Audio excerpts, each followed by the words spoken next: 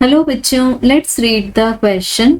Match the following. So बच्चों, यहाँ column 1 में हमें गिवन है प्रॉपर्टी और एग्जाम्पल और फिजिकल क्वांटिटी, और कॉलम 2 में हमें उससे रिलेटेड लॉ को चूज करना है। सो इस क्वेश्चन का आर्टिकल हम रेफर कर सकते हैं 11th NCERT part 1 page number 91, 93 and 96 में। कॉलम 1 में एंट्री ए है हमारे पास में इनर्शिया। तो बेसिकली हम इनर्शिया वर्ड को चेक करें तो this is made from the word inert. Inert means inactive. So इसके लिए हम कंसीडर करते हैं एक बॉडी जिसका मास है m, और ये बॉडी की दो स्टेट पॉसिबल है, either it may be in the state of rest और it may be in the state of uniform motion.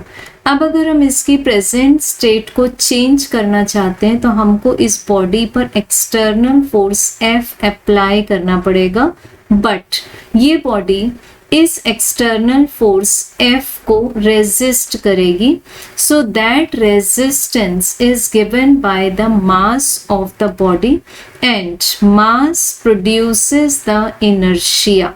सो हम बोल सकते हैं न्यूटन्स फर्स्ट लॉ के अकॉर्डेंस में है inertia property, because according to Newton's first law every inanimate body continues in state of rest or state of uniform motion unless and until it is applied by an external unbalanced force.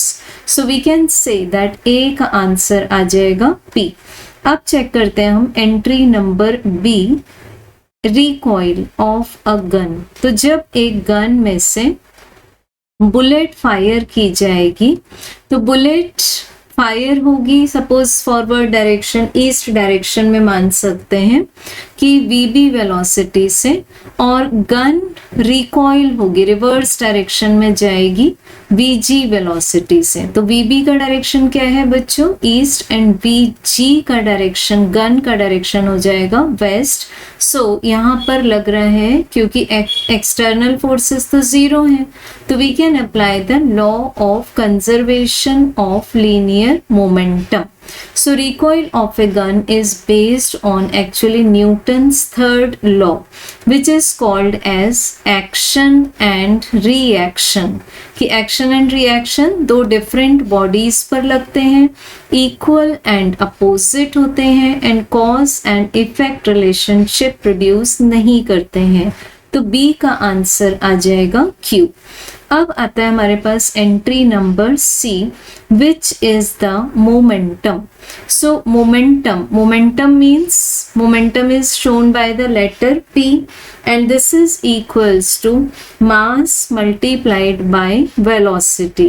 and Newton's second law से बताया जाता है कि force is directly proportional to the rate of change of linear momentum।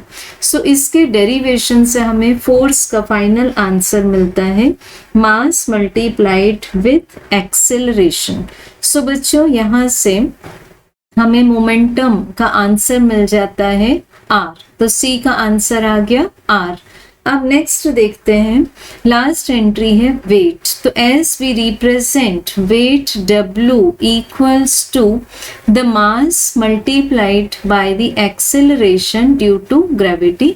सो यहाँ पर mass की SI unit होगी kg, and acceleration due to gravity is conventionally shown by F also, therefore the unit will be kgf, that is acceleration, mass multiplied by acceleration।